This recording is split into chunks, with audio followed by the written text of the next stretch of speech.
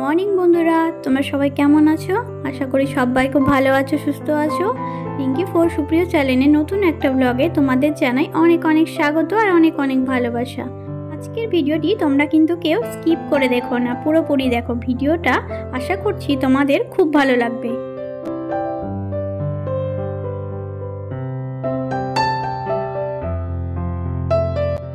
প্রতিদিনের কাজস্বরূপ ঘুম থেকে উঠে কিন্তু রান্নাঘরে চলে আসতে হয় সব গৃহিণীদের। সকালবেলা উঠেই কিন্তু প্রথমে আমরা চাটা দেখো করে নিচ্ছি। তো চাটা করে আমরা কিন্তু সব রান্নাবান্না করে বিকেলের দিকে আজকেও একটু শপিংয়ে বেরোবো, কারণ দুর্গাপুজোয় বুঝতেই পারছো একদিনে কি আর শপিং কমপ্লিট হয়? তোমরাই বলো। তোমাদের দাদা ভাই বেশ কয়েকদিন অসুস্থ থাকায় অনেক দিনই প্রায় ওর অফিস কামাই হয়ে গেছে অলরেডি, তাই এখন আর ছুটি নিতে পারবে না। ওই সেই অফ ডে দেখেই আমাদের শপিংগুলো করে নিতে হবে একে একে। তাই আর কি আজকে একটা অফ ছিল, তো ভাবলাম চলো আজকে শপিংটা কমপ্লিট করি। তো তাড়াতাড়ি চাটা করে বরকে পাঠিয়ে দিয়েছিলাম বাজারে। তো সে এনেছে ইলিশ মাছ, আমার প্রিয় সব মাছের মধ্যে ইলিশ মাছটাই প্রিয়। তো আজকে সেই মাছটাই পেয়েছে। তো বর না নিয়ে এসে পারে বলো, সেটা কিন্তু নিয়েও চলে এসেছে। তো ইলিশ মাছ যেহেতু পেয়েছে সেই জন্য চাল কুমড়োটাও নিয়ে এসেছে মনে করে, কারণ ইলিশ মাছের মাথা দিয়ে চাল কুমড়ো খেতে দারুণ লাগে। তো দেখো সবজিগুলো কিন্তু আমি এখানে একে একে কেটে নিচ্ছি।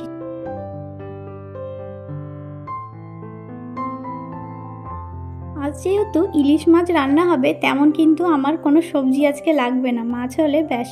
আর আমার কিন্তু কিছুই চাই না। তো ইলিশ যেহেতু ভাপা করবো না, আজকে ভাবলাম চলো সর্ষে ইলিশ করব। তো এদিকে সর্ষে ইলিশ ঘরে ছিল কিন্তু করলা, কালকে যেটা তোমার দাদা ভাই এনেছে সেটা রয়ে গেছে, করলা রয়েছে। তো এদিকে চাল কুমড়ো করব আর ইলিশ মাছ করব, আর এদিকে করলা ভাজা করব। এই করব আজকের মেনু।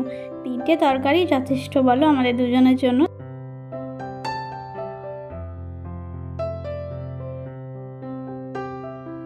এই হেঁসো ব্যবহার করতে আমি ছোট থেকেই জানি, তবুও কেন জানি না এই হেঁসোতে কাটতে গেলে আমার হাত প্রত্যেক দিন বলতে গেলে একদিন পর পর কাটতেই থাকে। এর আগের দিন যখন থোর রান্না করার জন্য থোর কাটছিলাম, আমার হাতটা কিন্তু বেশ অনেকটাই কেটে গিয়েছিল। তো আজকে কিন্তু বেশ সাবধানেই কাজটা করার চেষ্টা করেছি। তোমাদের সাথে গল্প করতে করতে কিন্তু আমি দেখো কাজটাও তাড়াতাড়ি সেরে নিলাম। তো এবার সব কিছু রেডি করে নিয়েছি, মশলা টশলা সব বেটে। তো এবার আমি একে একে রান্নাগুলো স্টার্ট করব। তো যেহেতু আজকে সর্ষে ইলিশ হবে, ওই জন্য দেখো মাছটা কিন্তু ভেজে করছি। আজকে মাছের পেড়ে দেখো কতটা পরিমাণে ডিম। অন্যদিন ইলিশ মাছ আনলে কিন্তু ডিম পাওয়া যায় না, আজকে কিন্তু বেশ অনেকটা ভরে ডিম আছে। দেখো মাছটা কিন্তু খেতেও বেশ টেস্টি ছিল। তো এদিকে ভাতটাও বসিয়ে দিয়েছি, মাছের ঝোল তো হয়ে গেছে। তার পাশাপাশি করে নিচ্ছি চাল কুমড়োর তরকারি।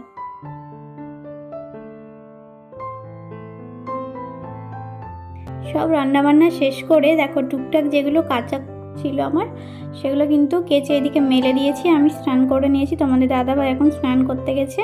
তো স্নান করলে আমি খাবারটা দেখো বেড়ে রেখেছি। তো চলো বন্ধুরা, আমি আজকে কি কি রান্না করলাম তোমাদের একবার দেখিয়ে দিই। দেখো অনেকটা পরিমাণ কিন্তু আমি এখানে শসা কেটে নিয়েছি, কারণ এখন তোমাদের দাদা ভাইকে কিন্তু শসাটা বেশি করে খেতে হবে। এদিকে দেখো মাছের ঝোল, এদিকে করলা ভাজা, আর ওইদিকে ওই যে চাল কুমড়োর তরকারি। আজকে যা যা রান্না করেছি তোমাদের কিন্তু শেয়ার করলাম।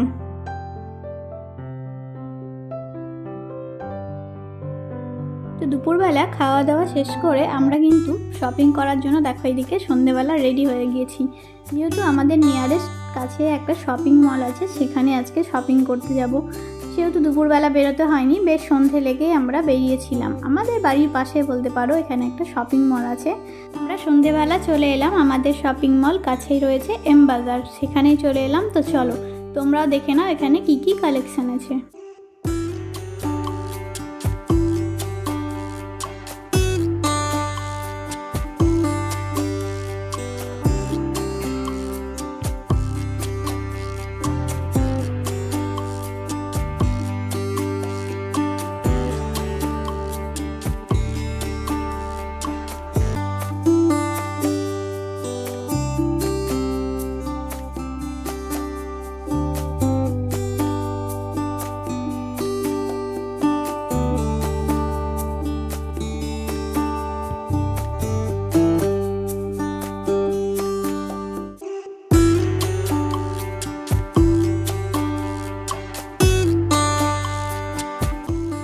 দাদাভাই ওদিকে কিন্তু একটা একটা করে জিন্স নিয়ে ট্রায়াল করতে গেছে ট্রায়ালের পর। আমি এদিকে বোরিং হচ্ছিলাম একা একা, কী করব। তো ওর এদিকে জিন্স কেনা কমপ্লিট, এবার শার্ট খুঁজতে বসেছে। তো ও এতক্ষণ ধরে কি বলবো, অনেকক্ষণ সময় নিয়েছে শার্ট চুজ করতে। তো লাস্ট পর্যন্ত ওর শপিং হয়েছে, এবার আমার শুরু হয়েছে। বুঝতে পারছো, দুজনের শপিং করতে করতে কিন্তু রাত 9টা বেজে গিয়েছিল আমাদের শপিং মলে।